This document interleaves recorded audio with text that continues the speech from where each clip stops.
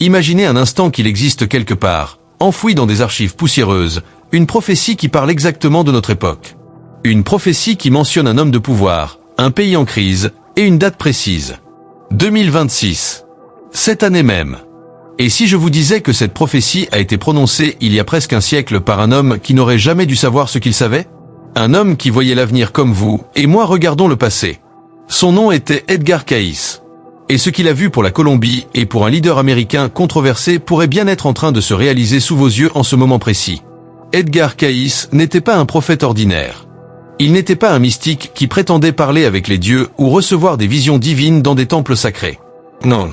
Cayce était un photographe américain, un homme simple de Virginie, un homme qui aurait pu être votre voisin. Mais il possédait un don troublant, un don qui a fasciné et terrifié des milliers de personnes à travers le monde. Lorsqu'il entrait en transe, allongé sur un simple divan, les yeux fermés, sa voix changeait. Ce n'était plus Edgar qui parlait. C'était quelque chose d'autre. Quelque chose qui connaissait le passé, le présent et surtout l'avenir avec une précision dérangeante. Pendant plus de 40 ans, de 1901 jusqu'à sa mort en 1945, Cayce a donné plus de 14 000 lectures.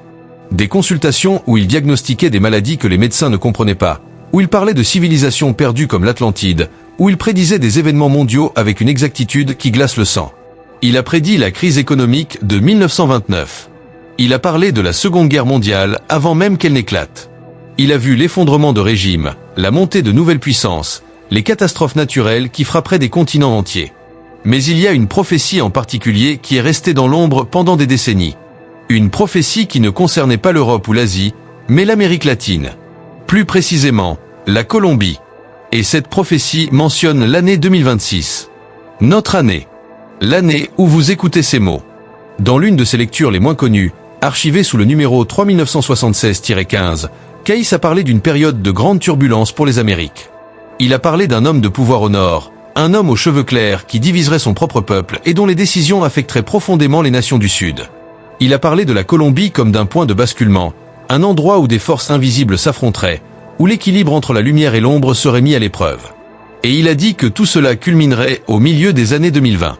Maintenant, arrêtez-vous un instant et réfléchissez. Qui est l'homme de pouvoir aux cheveux clairs qui divise actuellement l'Amérique?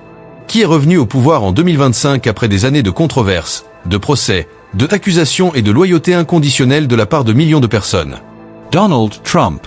Un homme que certains voient comme un sauveur et d'autres comme une menace existentielle.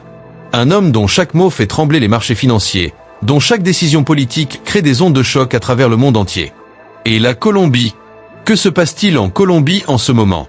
Le pays traverse l'une des périodes les plus complexes de son histoire récente. Les tensions politiques atteignent des sommets jamais vus depuis des décennies. Les négociations de paix avec les groupes armés vacillent. L'économie lutte contre l'inflation et la pauvreté croissante. Les migrations massives vers le nord créent des frictions avec les États-Unis. Et au milieu de tout cela, il y a Trump, avec ses politiques migratoires dures, ses menaces de sanctions économiques, ses promesses de construire des murs encore plus hauts. Mais ce n'est pas tout. Ce qui rend cette prophétie vraiment terrifiante, c'est ce que Cayce a dit ensuite. Il a parlé d'un événement spécifique qui se produirait lorsque ces deux forces se rencontreraient. Un événement qu'il a décrit comme un moment de révélation, où des vérités cachées depuis longtemps remonteraient à la surface. Des vérités sur le pouvoir, sur la corruption, sur les réseaux invisibles qui contrôlent réellement les nations. Et il a dit que cet événement changerait la façon dont le monde entier perçoit l'Amérique latine. Voulez-vous savoir ce qu'il a vu exactement? Voulez-vous comprendre pourquoi des chercheurs du monde entier se penchent maintenant frénétiquement sur les archives de Cayce, cherchant désespérément à déchiffrer chaque mot, chaque virgule de cette prophétie oubliée? Alors restez avec moi, car ce que je vais vous révéler va au-delà de tout ce que vous avez pu imaginer. Cayce a parlé d'une alliance brisée.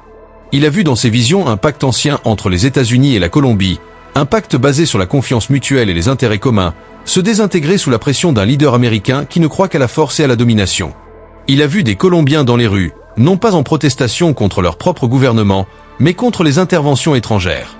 Il a vu des images de chaos dans les grandes villes, des foules en colère, des bannières brûlées, des ambassades assiégées. Mais plus troublant encore, Cayce a parlé de quelque chose qu'il appelait le réveil du Sud. Une expression mystérieuse qu'il a utilisée à plusieurs reprises dans ses lectures sur l'Amérique latine. Il disait que le Sud dormirait pendant longtemps sous l'ombre du Nord, mais qu'un jour viendrait où cette ombre deviendrait trop lourde à supporter. Et ce jour-là, le Sud se réveillerait avec une force et une détermination que personne n'aurait anticipées. Il a dit que ce réveil commencerait en Colombie, puis se répandrait comme une onde à travers le Venezuela, l'Équateur, le Pérou, le Brésil et au-delà. Regardez autour de vous. Est-ce que cela ne se produit pas déjà? Les mouvements sociaux en Amérique latine gagnent en force chaque jour. Les jeunes générations refusent d'accepter les anciennes structures de pouvoir. Les gouvernements de gauche et de droite sont tous mis au défi par des populations qui exigent du changement, qui exigent la justice, qui exigent d'être entendus. Et au centre de tout cela se trouve la Colombie, un pays qui a toujours été à la croisée des chemins entre le nord et le sud, entre la tradition et la modernité, entre la paix et le conflit. Mais il y a quelque chose d'encore plus inquiétant dans les visions de Caïs. Il a parlé d'une date spécifique. Il n'a pas donné le jour exact, mais il a mentionné la mi-2026. Entre les mois de juin et septembre. Il a dit que pendant cette période, quelque chose d'inattendu se produirait, quelque chose qui forcerait le monde entier à tourner son regard vers la Colombie et vers Trump. Un incident diplomatique majeur, peut-être. Ou une révélation explosive sur des accords secrets. Ou même un événement naturel catastrophique qui serait interprété comme un signe. Et ici, les choses deviennent vraiment étranges. Parce que Caïs n'était pas le seul à avoir vu quelque chose pour la Colombie en 2026. Il existe d'autres sources, d'autres voyants et prophètes à travers l'histoire qui ont tous convergé vers cette même période et ce même lieu. Nostradamus, dans ses Centuries, a un quatrain obscur qui mentionne une terre d'émeraude, le surnom de la Colombie, et un chef du Nord avec un visage de bronze. Baba Vanga, la mystique bulgare, aurait parlé dans les années 1980 d'un grand bouleversement en Amérique du Sud lié à un leader occidental controversé. Coincidence? Peut-être.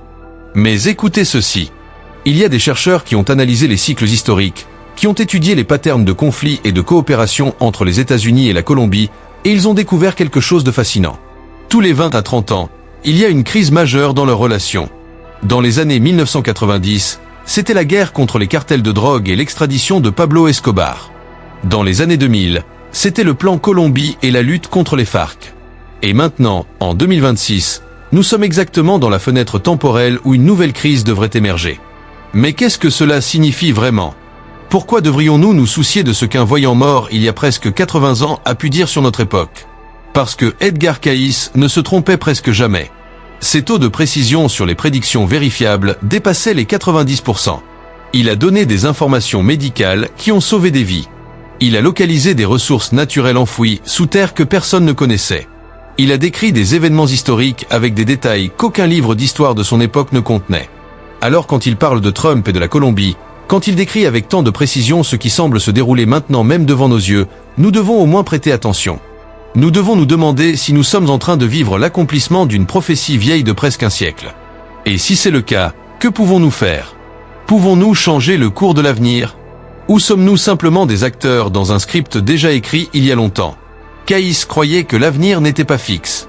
Il disait que les prophéties étaient des avertissements, des possibilités basées sur les chemins actuels que l'humanité emprunte.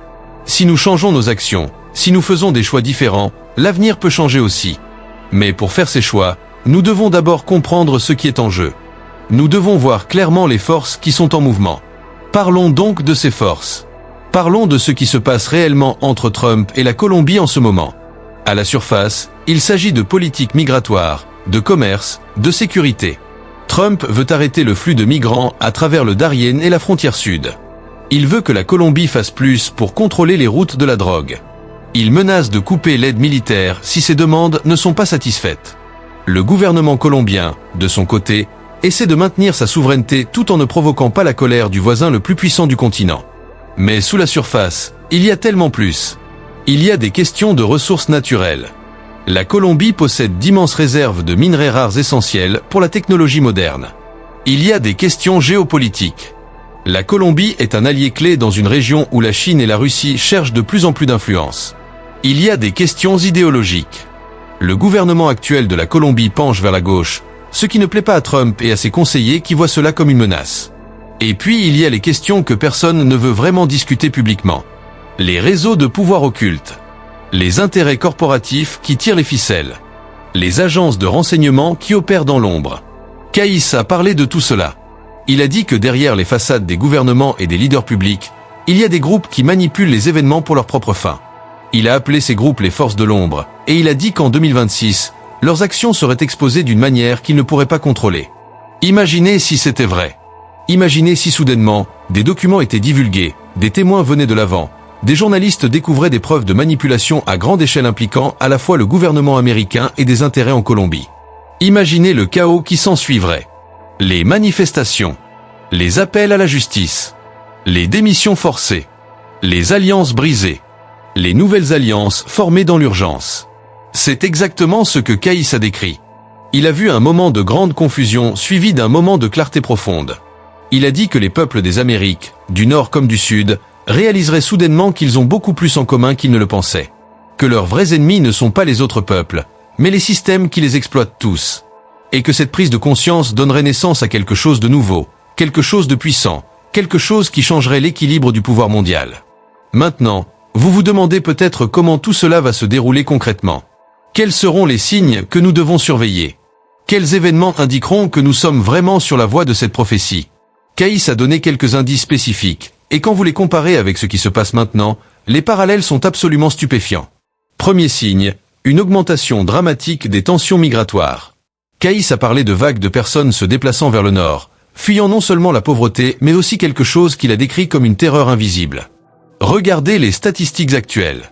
Le nombre de migrants traversant le Darién a atteint des records historiques. Et ils ne viennent pas seulement de la Colombie, mais de toute l'Amérique du Sud et au-delà. Venezuela, Équateur, même des pays aussi lointains que l'Afghanistan et la Somalie. Tous passent par la Colombie dans leur voyage désespéré vers le nord. Deuxième signe, une montée du nationalisme dans les deux pays. Caïs a vu des drapeaux brandis avec fierté et colère, des discours enflammés sur la souveraineté et l'identité nationale. Trump incarne parfaitement cela aux États-Unis avec son slogan « America First ». Mais en Colombie aussi, il y a un sentiment croissant de nationalisme, un refus d'être dicté par Washington, une fierté retrouvée dans l'identité colombienne malgré toutes les difficultés. Troisième signe, des événements naturels inhabituels. Caïs a mentionné que la nature elle-même réagirait aux déséquilibres créés par les actions humaines. Il a parlé de tremblements de terre, d'inondations, de sécheresses qui frapperaient à des moments critiques, comme si la Terre essayait d'envoyer un message. Et effectivement, la Colombie a connu récemment une série de catastrophes naturelles. Des glissements de terrain meurtriers, des rivières qui débordent, des villes inondées, des régions agricoles ravagées par la sécheresse. Quatrième signe, une division profonde au sein des élites américaines sur comment traiter avec l'Amérique latine. Caïs a vu cela clairement. Il a dit qu'il y aurait deux camps, l'un voulant la domination et le contrôle, l'autre cherchant la coopération et le partenariat. Et c'est exactement ce que nous voyons maintenant. Au sein même de l'administration Trump, il y a des désaccords sur la politique latino-américaine. Certains conseillers poussent pour des mesures dures, des sanctions, des interventions possibles. D'autres plaident pour une approche plus diplomatique. Cinquième signe, l'émergence d'un nouveau leader ou mouvement en Colombie qui défiera le statu quo. Caïs a parlé d'une voix qui s'élèverait, une voix qui parlerait pour les sans-voix, qui unirait les divisions et inspirerait les masses. Il n'a pas donné de nom, mais il a dit que cette personne viendrait d'un endroit inattendu, pas de la classe politique traditionnelle, mais peut-être d'un mouvement social, d'une communauté indigène, ou même de la diaspora colombienne à l'étranger. Tous ces signes sont présents maintenant. Tous ces éléments sont en place. La scène est préparée pour quelque chose de monumental. Et nous sommes en 2026, l'année exacte que Caïs a identifiée comme le point culminant. Mais voici ce qui est vraiment fascinant et aussi terrifiant. Caïs n'a pas seulement prédit que ces événements se produiraient. Il a également donné des conseils sur ce que les gens devraient faire quand ils se produiraient. Il a parlé de l'importance de rester calme au milieu du chaos. De ne pas se laisser emporter par la peur ou la colère. De chercher la vérité par soi-même plutôt que d'accepter aveuglément ce que les autorités ou les médias racontent. De se connecter avec d'autres personnes qui partagent les mêmes valeurs de paix et de justice. De prier ou méditer, selon les croyances de chacun, pour la guidance et la protection. Il a dit quelque chose de particulièrement poignant qui résonne encore aujourd'hui. Il a dit que dans les moments de grande crise, chaque individu aurait l'opportunité de choisir entre la lumière et l'obscurité, entre l'amour et la peur, entre l'unité et la division. Et que ces choix individuels, multipliés par des millions de personnes, détermineraient finalement l'issue de la crise. En d'autres termes, nous ne sommes pas impuissants. Nous avons du pouvoir. Mais nous devons l'utiliser consciemment et courageusement. Alors que nous approchons du milieu de l'année 2026, les événements s'accélèrent. Les nouvelles arrivent plus vite que jamais. Chaque jour apporte son lot de révélations, de tensions, de surprises. Trump fait des déclarations qui provoquent des réactions immédiates à Bogota. Le président colombien répond avec une rhétorique de plus en plus ferme. Les analystes politiques sont nerveux. Les marchés financiers réagissent avec volatilité. Les gens ordinaires, dans les rues de New York et de Medellín, de Miami et de Cali, de Washington et de Carthagène, regardent leur téléphone avec anxiété, se demandant ce qui va se passer ensuite. Et au milieu de tout cela, il y a cette prophétie. Cette prédiction vieille de presque un siècle qui semble décrire exactement ce moment. Comment est-ce possible? Comment Edgar Cayce pouvait-il savoir? Était-il vraiment connecté à quelque chose de plus grand que lui? Accédait-il à une sorte de conscience universelle qui transcende le temps et l'espace? Ou était-il simplement extraordinairement doué pour lire les patterns de l'histoire et extrapoler vers l'avenir? Nous ne le saurons peut-être jamais avec certitude. Mais ce que nous savons, c'est que ces mots ont un poids, une résonance qui ne peut être ignorée. Et ils nous forcent à nous poser des questions importantes. Des questions sur le pouvoir et la justice. Sur la souveraineté et l'interdépendance. Sur ce que signifie vraiment être un leader dans le monde moderne. Sur la responsabilité que nous avons tous envers les générations futures. Cayce a également parlé de ce qui se passerait après la crise de 2026. Il a vu une période de reconstruction, de guérison, de nouvelles alliances et de nouveaux paradigmes. Il a dit que la Colombie jouerait un rôle central dans la création d'un nouveau modèle de coopération pour l'Amérique latine. Que le pays deviendrait un pont entre le Nord et le Sud, un exemple de comment surmonter les divisions et construire quelque chose de meilleur. Il a vu des écoles et des universités en Colombie devenant des centres de sagesse reconnus mondialement. Il a vu des artistes et des penseurs colombiens influençant la culture globale d'une manière profonde. Il a vu le pays guérissant ses blessures historiques de violence et de conflits, et émergeant comme un phare de paix et de résilience. Mais il a aussi averti que rien de tout cela n'était garanti. Que tout dépendait des choix faits pendant la période de crise. Que si les mauvais chemins étaient empruntés, si la violence l'emportait sur le dialogue, si la vengeance prenait le pas sur la réconciliation, alors l'avenir pourrait être très différent. Beaucoup plus sombre. Beaucoup plus douloureux. Donc la question pour nous, maintenant, en ce moment précis de l'histoire, est simple mais profonde. Quel chemin allons-nous choisir? Quand les tensions entre Trump et la Colombie atteignent leur point de rupture, quand les événements que Cayce a prévus commencent à se manifester avec une clarté indéniable, comment allons-nous réagir? Allons-nous nous laisser diviser par la peur et la manipulation? Ou allons-nous nous unir dans la sagesse et la compassion? Les réponses à ces questions ne viendront pas des politiciens ou des médias. Elles viendront de vous. De moi. De chaque personne qui regarde cette situation se dérouler et décide consciemment quel rôle elle veut jouer. Chaque conversation que nous avons avec nos amis et notre famille sur ces événements. Chaque post que nous partageons sur les réseaux sociaux. Chaque vote que nous exprimons. Chaque manifestation à laquelle nous participons ou non. Chaque moment où nous choisissons d'écouter vraiment l'autre côté plutôt que de simplement crier nos propres opinions. Tout cela compte. Tout cela fait partie de la prophétie. Parce que les prophéties ne sont pas des scripts rigides. Ce sont des potentiels, des possibilités basées sur les énergies et les tendances du moment où elles sont prononcées. Et ces énergies peuvent être transformées par nos actions conscientes. Edgar Cayce le savait. C'est pourquoi il a donné tant de lectures, tant de conseils, tant d'avertissements.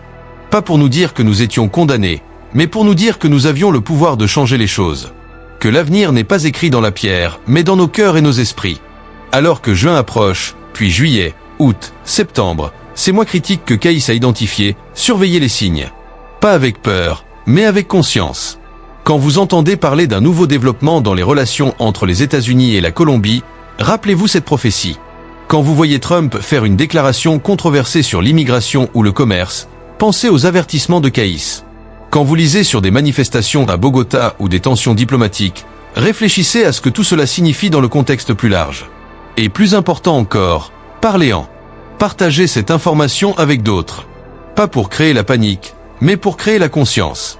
Parce que plus nous sommes nombreux à comprendre ce qui est en jeu, plus nous sommes nombreux à voir les patterns et les possibilités, plus nous avons de chances de naviguer à travers cette période critique avec sagesse et grâce. Il y a une dernière chose que Cayce a dite qui mérite d'être mentionnée. Il a parlé d'un grand réveil spirituel qui accompagnerait ces bouleversements matériels. Il a dit que les crises extérieures forceraient les gens à regarder vers l'intérieur, à se poser des questions sur le sens et le but de leur vie. Il a vu des millions de personnes à travers les Amériques se tournant vers la méditation, la prière, la contemplation, cherchant des réponses non pas dans les idéologies politiques ou les dogmes religieux, mais dans leur propre connexion directe avec le divin, avec la source, avec ce qu'il appelait la conscience universelle. Et peut-être que c'est le vrai message de la prophétie. Pas seulement de prédire des événements extérieurs, mais de nous rappeler que nous sommes tous connectés. Que les frontières entre les nations sont des illusions. que les divisions entre les peuples sont artificielles, que au niveau le plus profond, nous sommes tous une seule humanité, partageant une seule planète, naviguant à travers un seul cosmos mystérieux. Trump et la Colombie ne sont que des acteurs dans un drame beaucoup plus grand. Un drame sur l'évolution de la conscience humaine, sur notre capacité à transcender nos instincts tribaux et à embrasser notre nature universelle, sur notre potentiel à créer un monde basé sur la justice, la compassion et la sagesse plutôt que sur la domination, l'exploitation et la peur. C'est un moment crucial, un point de choix, un carrefour dans le chemin de l'humanité. Et Edgar Cayce, depuis sa tombe en Virginie, nous tend la main à travers les décennies pour nous dire « Faites attention ». Soy as conscience. Choices a sagement. Car l'avenir dépend de vous. Alors maintenant, je vous le demande directement. Vous qui écoutez ces mots en ce moment. Vous qui vivez en 2026, l'année de la prophétie. Que voyez-vous autour de vous? Est-ce que les événements décrits par Cayce se déroulent comme il a prédit? Est-ce que vous sentez cette tension dans l'air? Cette sensation que quelque chose de grand est sur le point de se passer? Et si oui, que allez-vous faire? Comment allez-vous contribuer à façonner l'issue de cette crise? Allez-vous choisir la peur ou l'amour? La division ou l'unité? Le silence ou la vérité? Les choix que vous faites aujourd'hui, cette semaine, ce mois, pourraient bien déterminer le cours de l'histoire pour les générations à venir. C'est une responsabilité immense, oui. Mais c'est aussi une opportunité extraordinaire. L'opportunité de participer consciemment à un moment de transformation mondiale. L'opportunité d'être un agent de changement positif plutôt qu'un spectateur passif. Edgar Cayce nous a donné un cadeau avec ses prophéties. Non pas le cadeau de la certitude, mais le cadeau de la conscience. La conscience que nos actions comptent. Que l'avenir n'est pas prédéterminé. Que nous avons du pouvoir, même quand tout semble hors de contrôle. Alors prenez ce cadeau. Utilisez-le. Partagez-le. Et ensemble, créons l'avenir que nous voulons voir.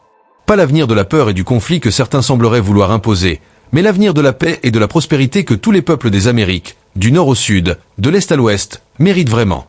La prophétie d'Edgar Cayce pour Trump et la Colombie en 2026 n'est pas une condamnation.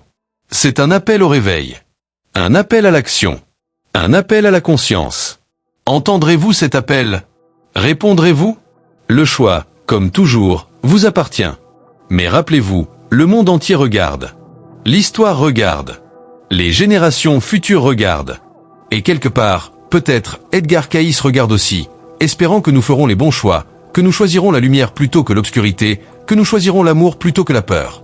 Que cette prophétie serve d'avertissement, oui, mais aussi d'inspiration.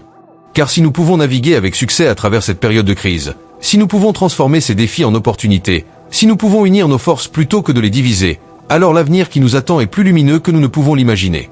La Colombie et les États-Unis. Trump et le peuple colombien. Deux forces en collision, mais aussi deux forces qui pourraient choisir la coopération au lieu du conflit. C'est possible. C'est dans notre pouvoir collectif. Et c'est exactement ce que Edgar Cayce a vu comme le meilleur des résultats possibles. Alors que cette année historique se déroule, gardez les yeux ouverts. Gardez le cœur ouvert. Gardez l'esprit ouvert. Et par-dessus tout, rappelez-vous que vous n'êtes pas seul. Des millions de personnes à travers le monde partagent les mêmes espoirs, les mêmes peurs, les mêmes rêves pour un avenir meilleur. Ensemble, nous sommes puissants. Ensemble, nous pouvons réaliser la prophétie non pas comme une catastrophe, mais comme une transformation. Ensemble, nous pouvons créer le monde dont Edgar Cayce a rêvé. Un monde où les nations travaillent ensemble. Où les peuples se respectent mutuellement. Où la justice et la paix règnent enfin. C'est notre moment. C'est notre choix. C'est notre prophétie à accomplir ou à transformer. Que ferons-nous de cette opportunité extraordinaire? La réponse ne sera connue que lorsque l'histoire de 2026 sera écrite. Mais vous, oui vous qui écoutez maintenant, vous êtes un auteur de cette histoire. Votre vie, vos choix, vos actions sont les mots et les phrases qui composent ce chapitre crucial de l'histoire humaine. Écrivez bien. Choices a sagement. Agisses courageusement. Et n'oubliez jamais que le prophète Edgar Cayce, à travers les brumes du temps,